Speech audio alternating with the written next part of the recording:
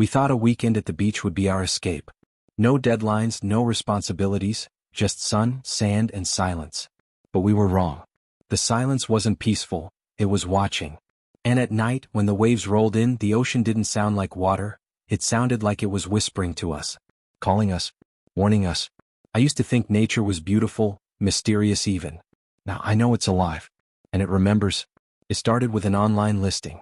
Oceanfront serenity, remote beach house getaway. Private. Isolated. Peaceful. Exactly what we needed. There were 4 of us. Me, my girlfriend Danielle, my brother Chris, and his fiancée Mara. We'd all been suffocating in the city. Danielle was recovering from burnout, Chris and Mara were dealing with wedding stress, and I just needed to breathe. So when I stumbled across the listing for a secluded beach house in a small coastal town we'd never heard of, I booked it instantly. The directions were vague. The host's message only said, "Take the coastal road past Pelican Cliff. When you reach the weathered sign that says, Driftwood Point, turn right. Don't use GPS."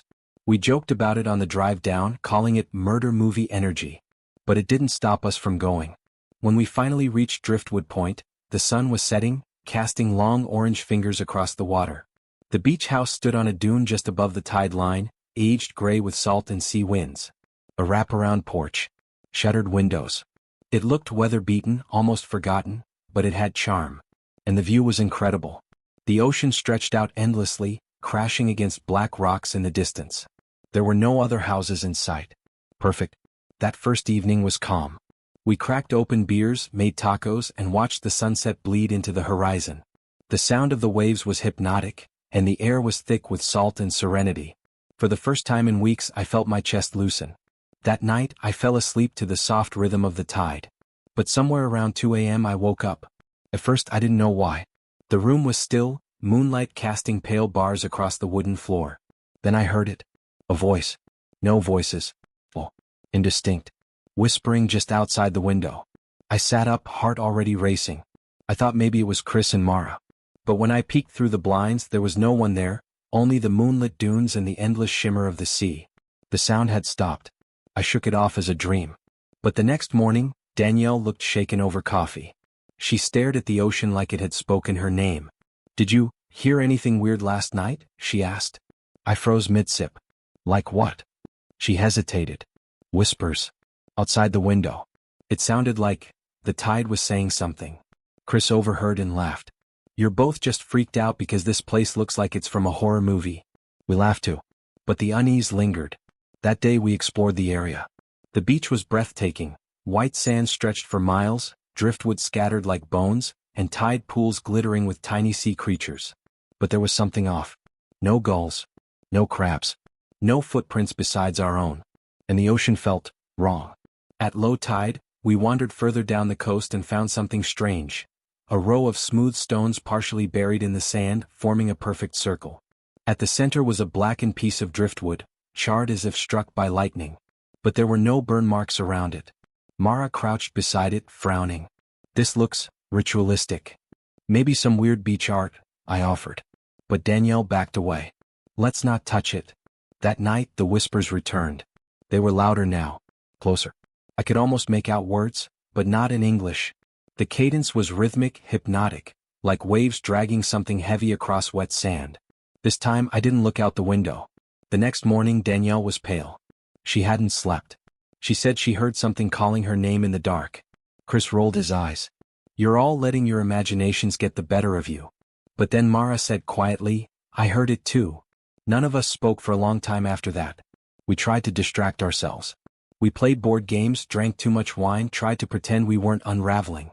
But every time we looked at the ocean we felt it, watching. That evening the tide rose earlier than expected. Way earlier.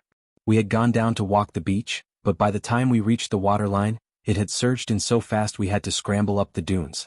It was like the ocean had lurched forward, trying to grab us. Danielle's phone buzzed. It was dead. We hadn't noticed, but none of us had signal. Not even a flicker of service. When we checked the landline inside the house, it was dead too. Isolation was no longer peaceful. It was suffocating. Later that night, we heard something thud against the house. Art. Like something had been thrown against the siding.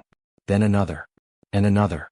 Chris flung open the front door and stepped outside, flashlight in hand. There was nothing on the porch, but the air was heavy with sea mist. And the whispering was everywhere. It didn't seem to come from a direction anymore. It was just present, like it had seeped into the walls, the floorboards, the very air we breathed. We huddled inside, locking every window, every door. "I want to leave," Danielle whispered, eyes wide. "I want to go now." "We will. First thing tomorrow," I said. "We'll pack up and go." But when morning came, the road was gone. Not washed out. Not covered in debris. Gone. Where the dirt path had once stretched back toward the cliff road, there was now only sand. Endless dunes as far as the eye could see. Like the ocean had swallowed it overnight. Chris shouted, ran out onto the beach to look. But it was no use. There were no tire tracks. No footprints. Nothing. The beach house was no longer on the coast. It was surrounded by ocean. And it was getting closer. That night I didn't sleep. None of us did. We took turns watching the windows. Around midnight the whispers changed. They stopped being rhythmic. They stopped being in that strange ancient language. And they started using our names. Softly. Carefully. Like they were testing the syllables. Daniel. Mara. Chris. Emily. That last one was mine. Danielle was the first to see them. Shapes. Out in the surf. At first I thought it was her imagination. But when I looked, they were there. Figures. Standing just at the edge of the waves. Not moving. Watching. Tall. Thin. Pale. Their faces were obscured by sea mist, but their outlines were unmistakable. Human, but not. They didn't move. They didn't speak. But somehow we knew they were the ones whispering. We didn't know what to do. The figures remained at the water's edge all night, silent and unmoving. Their presence was a threat in itself, without action, without words. Just standing there, like sentinels. By morning they were gone. But the tide had come in farther. Much farther. The waves now licked the bottom steps of the porch. The ocean wasn't retreating like it should. It was creeping in closer each hour, consuming the shore like a slow, sentient tide. The air was colder now, thick with salt and rot, and the sky had taken on a pale gray hue that never brightened even by noon. We packed our things. We didn't know where we'd go, but staying wasn't an option. Chris tried driving across the dunes in his truck, but the tires sank into the sand almost immediately, as if the ground were swallowing us in place. The more he tried to reverse, the deeper it sank. "It's like we're being buried," Mara muttered, arms wrapped around herself. The landline remained dead. Our phones refused to turn on now, even after charging. Danielle dropped hers in frustration and the screen cracked. "Maybe we can walk out," I suggested. "Follow the shoreline until we reach a road." Chris didn't like the idea, but we agreed. We packed backpacks with water and supplies and set off down the coast in the early afternoon. The beach should have been a straight shot. But after walking for over 2 hours, everything started looking the same. The same pieces of driftwood. The same jagged rock formations. The same stretch of sand. It felt like we were moving in circles. Then we found it, the blackened driftwood circle we had seen on the first day. The strange ritualistic one. The one we had walked miles away from. We hadn't circled back. It had followed us. Danielle screamed. She dropped her bag and stumbled backward. "No. This isn't real. This isn't happening." That's when we heard it again. The whispers. Louder now. Not carried on the breeze anymore, but in our heads. "Come closer. Return to the water. You are chosen." Danielle dropped to her knees, covering her ears, screaming for it to stop. Chris pulled her up. "Back to the house. No. It's safer there." I don't know why we thought that. Maybe because it had walls. A door. A place to hide. But deep down I knew nothing was safe anymore. When we returned to the beach house, the tide had risen past the porch. The lower steps were gone. Just gone, washed away like they'd never been there. Salt water lapped at the threshold. The figures returned at sunset. But this time, they were closer. 5 of them now. We could see their faces, or the absence of them. Their skin was pale, stretched tight like wet paper. Their eyes were hollow sockets filled with dark seawater, spilling over their cheeks like tears. Their mouths didn't move, but the whispers echoed louder, faster, inside our skulls. They weren't standing in the surf anymore. They were standing in the dunes. On our side. Mara backed away from the window, shaking. "What are they?" she whispered. Chris spoke through clenched teeth. "I don't care. We need to barricade the house. Now." We moved quickly, stacking furniture against doors, hammering boards across windows with whatever tools we could find in the shed. But the wood was old. Brittle. Useless. The wind howled louder than before and it didn't sound natural. It groaned like it had lungs, moaning across the floorboards and walls. The whispering returned, now layered, frantic, almost angry. The lights flickered, then went out. We lit candles. Mara sobbed in the corner. Danielle refused to move. She kept staring at the window.